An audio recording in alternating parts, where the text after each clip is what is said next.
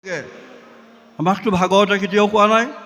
আমাক ভাগৱতে কৈছে যে তুমি আচলতে চিন্তা কৰা, নিজকো অৰ্পণ কৰা। আপোনাকো দিব নোৱাৰিলে, নিজকো দিব নোৱাৰিলে আচলতে ভক্তি নহ'ব। সেই ভক্তিৰ মাৰ্গটোৱে সেইটো, ভক্তিৰ মাৰ্গটোৱে যাত্ৰা পথটোৱে সেইটো। এইটো আটাইতকৈ সুগম বুলি কৈছে। ইয়াত কৰ্মৰ কথা নাই, ইয়াত জ্ঞানৰ কথা নাই, ইয়াত কেৱল মাত্ৰ নিবৃত্তি আৰু নিবৃত্তি প্ৰবৃত্তি মাৰ্গত ইয়াত সম্পূৰ্ণভাৱে নাইকিয়া কৰি দিছে। প্ৰবৃত্তি বোলা বস্তুটো, ভাগৰ বস্তু একেবাৰে নাইকিয়া কৰি দিছে। সেই যে বস্তুটো আমাক কি লাগে তেতিয়াহ'লে? আমাৰ যিটো ভাৱনা, এই ভাৱনাটো উত্তৰণ ঘটিব লাগিব। কৰ্মগতিত আমি ওপৰলৈ নি থাকিব পাৰিব লাগিব। ভাগৱত শুনিলে নহ'ব।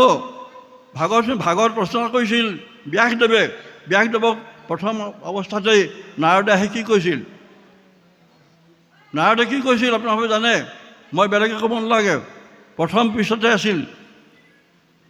ব্যাসক নাৰদে কি কৈছিল? যে তেওঁ আচলতে তুমিহে কৰিলা হবে জগতকে নাশ, তুমিহে কৰিলা হবে জগতকে নাশ বুলি ব্যাসক ক'লে। কেলে? ধৰ্ম বুলি অকৰ্মবোৰ কৰিলা, তুমি দেখুৱালা মানুহক। অনেক পশুৰ প্ৰাণ লোৱালা তুমি, অনেক পশুৰ প্ৰাণ লোৱালা তুমি। এইবোৰ আচলতে ধৰ্ম নহয়, এইটো আচলতে ভক্তি নহয়, এইবুলি ভাগৱতত কৈছে কথাষাৰ। ভাগৱতখন কেনেকুৱা শাস্ত্ৰ?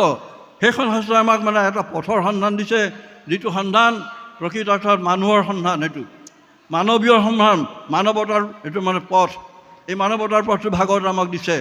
যে সেই পথটোত আমি যাত্ৰা যদি আৰম্ভ কৰিলোঁ, যাত্ৰা যদি আমি আৰম্ভ কৰিলোৱেই, এতিয়া যাব লাগে, আগবাঢ়ি গৈ থাকিব লাগে, পাছলৈ ঘূৰি চাব নালাগে। ভাগৱতে কৈছে আগলৈ চোৱা, কেৱল আগলৈ চোৱা। এই যে সংসাৰখন তোমাৰ দুচকুত ভাঙিছে, এই সংসাৰখনত থকা ভূতদয়া কৰিবকৈ নিৰন্তৰ, ভূতদয়া কৰিবকৈ নিৰন্তৰ। ভাগৱতে কোৱা কথা, ভূতদয়া কৰিবলৈ কৈছে আমাক নিৰন্তৰ। প্ৰতিটো মুহূৰ্তত ভূতদয়া কৰিছে। যে এই যে অৱস্থাবোৰ আমাক দেখুওৱা হৈছে, কিয় কৰা হৈছে?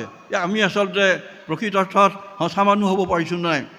সঁচা মানুহ হ'ব পাৰিছোঁ। মানৱতাৰ বোলা যিটো পথ, সুন্দৰ যিটো যাত্ৰাৰ পথ, সেই পথটো আমি গ্ৰহণ কৰিব পাৰিছোঁ নাই? ডাঙৰ বস্তু সেইটোৱেই। কিমান নামত যোগদান কৰিলোঁ মই, কিমান ভাগৱত পঢ়িলোঁ, এইটোত নহয়। কিমান ব্যাখ্যা কৰিলোঁ, এইটোত নাই। ব্যাখ্যা আছে কেৱল মাত্ৰ ৰামকৃষ্ণ ৰামকৃষ্ণ ৰাম হৰি হৰি, ৰামতে ৰমু হবি ৰাম ৰাম ৰাম, ৰামতে ৰমু হবি ৰাম ৰাম ৰাম। আমি ৰামত ভ্ৰমণ কৰিব পাৰিছোঁ নাই? ৰাম কৃষ্ণ নোহন্ত মানুহ আৰাধু এই পৰম পুৰুষ, এই পৰম পুৰুষ দুজনৰ ওচৰলৈ আমি যাত্ৰা আৰম্ভ কৰিছোঁ। যেতিয়া আমাৰ যাত্ৰা সুগম হ'ব লাগিব, আমাৰ যাত্ৰা সুন্দৰ হ'ব লাগিব। আমি গৈ পোৱাৰ যিটো অৱস্থা, গৈ থকাৰ আমাৰ ইচ্ছাটো গৈ থকাৰহে হ'ব লাগে, গৈ পোৱাত নহয়। কাৰণ ভক্তি মাৰ্গটো তেনেকুৱা, কিমান কৰিব